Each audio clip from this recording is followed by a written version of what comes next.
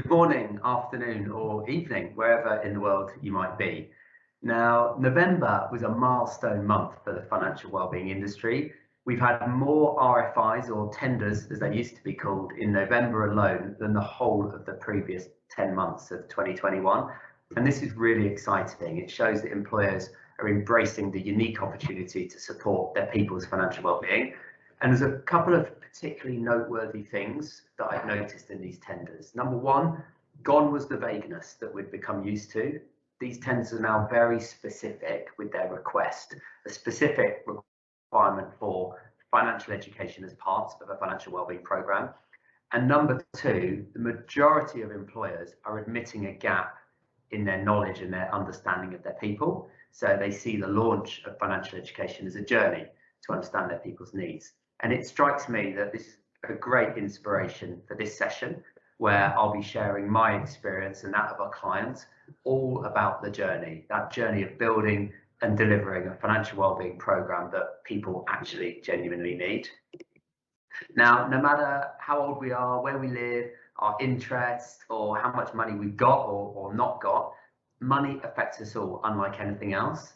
And because we're so diverse, though, so too are our wants and our needs, our challenges and our dreams and goals. And we see this in real time here at Nudge through our Nudgeonomics, which is the data insights that we get from the provision of Nudge to our community. And today I'm going to share what this Nudgeonomics tells us about the challenges your people face, and then from our experience supporting over 250 employers, the 5-step process that they've adopted to build an effective program. And within this, there'll be some key tips on how to maximize impact. And it'll also be great to hear from a real life client, recent award winners, no less, Chris Coyne of AWE, who's going to share their approach and their successes in this regard. Now, it doesn't matter where we're from, money's complicated. It's getting worse, and it's causing untold hassle and lost opportunity and stress and everything else. And this is really topical right now off the back of COVID. Life is particularly unfair. And in large, this is because the personal finance ecosystem is just not working for us all. People are feeling excluded. And we can see here on the slide, 49% of people feeling excluded from the financial ecosystem. And that might be lack of access to advice. It might be the poverty premium, it might be nepotism. Meanwhile, though, we know that people want help with their money. It's not quoted on this slide, but our latest global research showed that 85% of people want better money skills and knowledge. And in terms of where they get that from, almost 3/4 are relying on family, which of course is great if your family are financial experts, but most of us aren't blessed for that. And beyond that, 40% of people are taking and relying on unregulated education, which quite frankly, quite scary. 53% of people, meanwhile, don't believe that their employer is interested in supporting their financial wellbeing. And in many cases, this will be because the employer doesn't know how to. And so that's the rest of this session. It's about showing you as an employer how it can be done. The best tip I can give here is to not overcomplicate the process or indeed your overall strategy. As this image shows with the loop on the right hand side there, you should always expect your strategy to evolve as with time and as you learn more about your people and as there's new innovative products and services come into the landscape.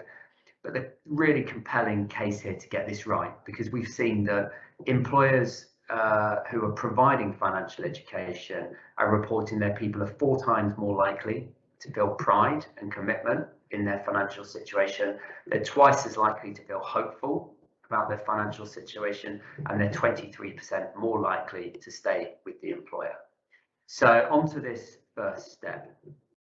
Now, different people will define financial wellbeing in different ways, depending on their interests and their motivations. For example, a payroll loan company may say financial well-being's about giving people access to loans, whereas a savings provider will say it's about encouraging saving. To define financial well-being, a good place to start is to ask yourself, some of these questions. So perhaps, how do you want people to feel about their money? And how do you want your people's behaviours to change as a result of your support? And think also about how you're going to measure measure the impact of your support as well. For those people who've been struggling, sometimes the approach we've suggested they do is start by defining success and work back from there. So some of the examples we've seen that clients have done is around success might be people increasing their contributions to workplace savings, so pensions or ISAs or equivalent, might be share option plans or RSUs. Another example of success might be people reporting improved calm and control with regards to their money. And you can get that type of data from surveys, from EAP providers, or even tracking people's engagement with their line managers, or perhaps queries coming through to the HR help desk. Growing participation in employee benefits has also a really strong and common way that clients are defining success. Lower use of payroll loans. It's obviously a conflict there potentially with the provider, but definitely a sign that your support is working. Positive feedback in regards to your support as well. So whether that's the best places to work surveys or any other kind of internal pulse reviews that you might be doing. So step one is about defining what financial well-being is and how you measure success. Step two is then about mapping your current offer. Now, you might surprise yourself how much you're already doing. So ask yourself, what does your current benefit package already include? List all of the products and services that are underpinned by money. And my advice is to create some categories. So you can see here, there's 6 categories, and including a kind of a catch-all of other. And whilst doing this and listing your benefits and grouping them, think to yourself, how are these specific products feeding back to that definition of financial well-being? Or how are these going to help you achieve that definition of success? So if you've said financial well-being is about helping people understand their money, do you have the current benefits to do that? If your success is about people saving more, have you got a workplace savings product? So this exercise will help you identify the gaps. Step 3 is then about laying the foundation. So I spoke earlier about how no matter who we are, money affects us all, unlike anything else. Now, financial education is arguably one of the most inclusive employee benefits. It's not niche like childcare or tax-free bikes. And this is why financial education is not only a great benefit in its own right, but it's also a critical tool to help people understand and appreciate their other benefits. So for this reason, it's widely accepted and often encouraged as well that financial education should underpin a financial wellbeing strategy. I know this is an approach that AWE have taken, so I'm sure Chris will talk about this later, but regardless of your specific products or services that make up your whole financial wellbeing offer, financial education should be the linchpin. Now, as the image on the right-hand side of this slide shows, financial education can provide that awareness, that understanding and support an employee's appreciation of their benefits. And this is really important from a governance perspective as well, making sure that your people are making the most appropriate benefit decisions.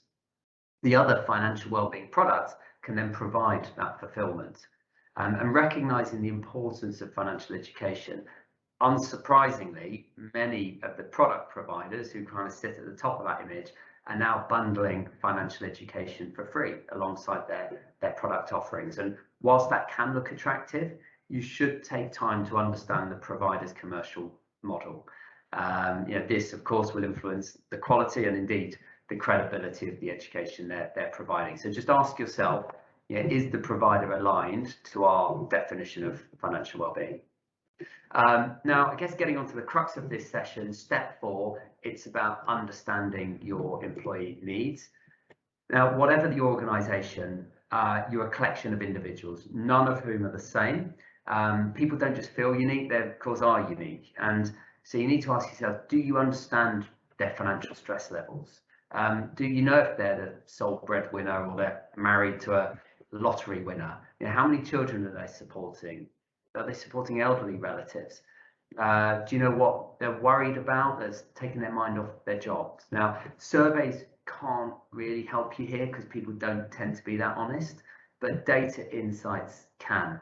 And due to the typically high engagement with financial education, it's a great tool to provide those insights. And of course, it's only really when you understand your people can you create support and introduce the types of benefits and services that are going to make a difference. So last step then, step 5, is about filling the gaps. So you've defined financial education, financial well-being. You know your gaps. You know what people want. You've a great opportunity now, armed with that data-driven knowledge of people's wants and their needs and their dreams and goals. You can then build a highly relevant and therefore effective strategy. So once you've got these benefits and products and services set up, you've got the financial education as a channel to promote them in real time according to individual employee engagements. So for example, people have been learning about care and support. You can use financial education as a channel to target those people with a new benefit that you provide that is going to be relevant to them. So as we will hear from Chris and I've seen with other clients, this 5-step approach works in building a relevant, engaging and ultimately financial well-being program.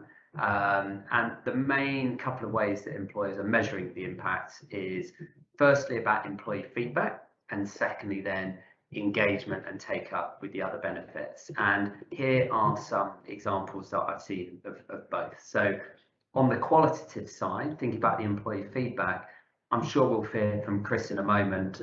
There's a direct and strong correlation between financial and mental health.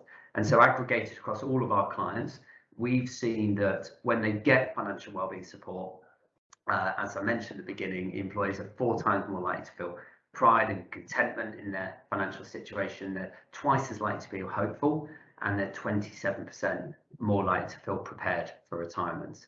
Comparing those with versus those without financial wellbeing support, we've also seen a strong correlation with both perceived and actual productivity, as well as a correlation with loyalty. So nudge users 23% more likely to stay with their employer than people who aren't using nudge.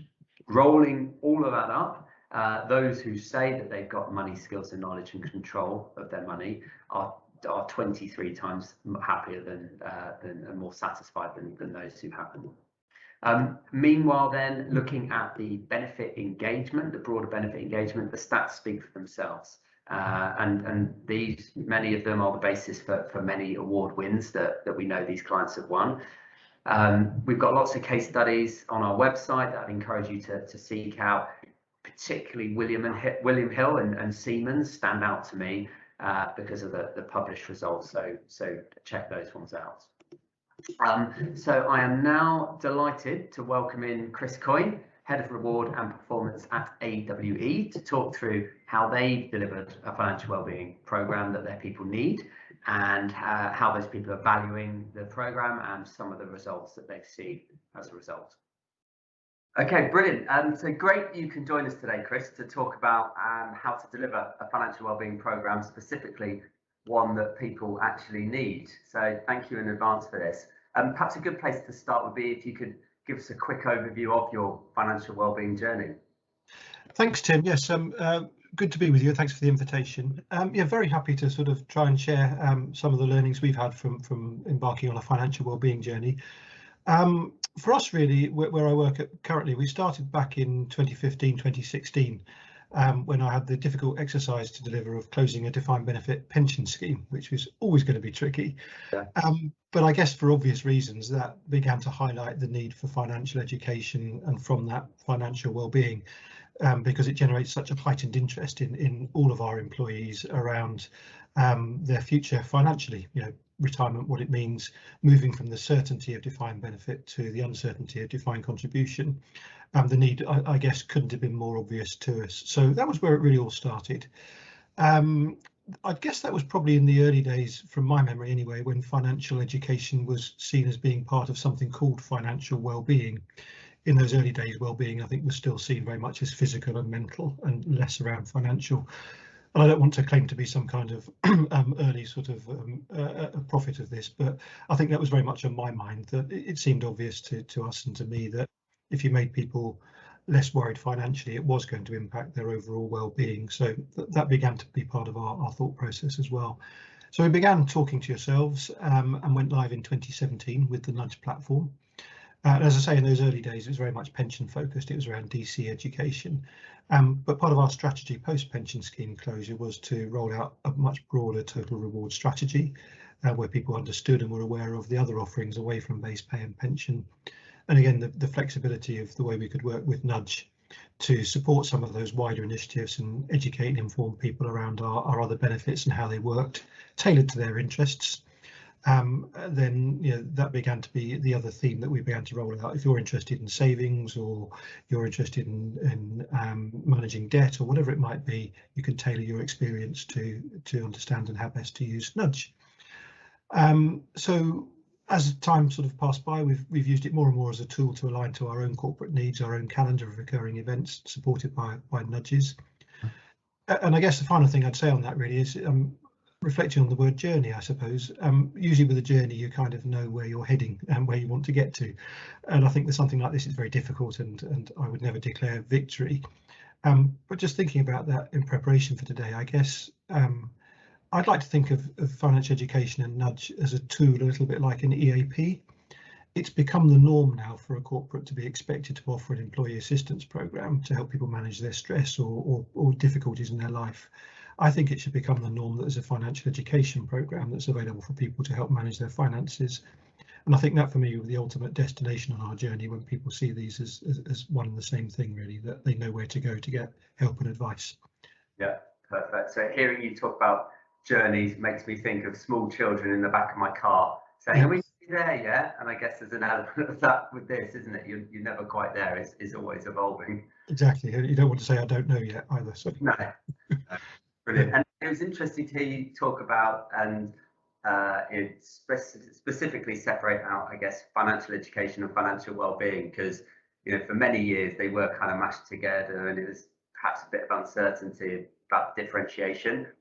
How have you used financial education as a foundation, as part of your overall financial wellbeing program? Again, it's been very iterative over the years.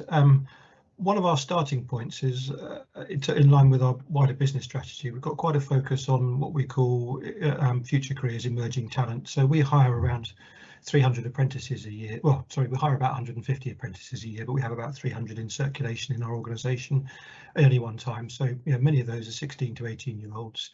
And a couple of years older, we have around about 200 graduates at any one time circulating in the business.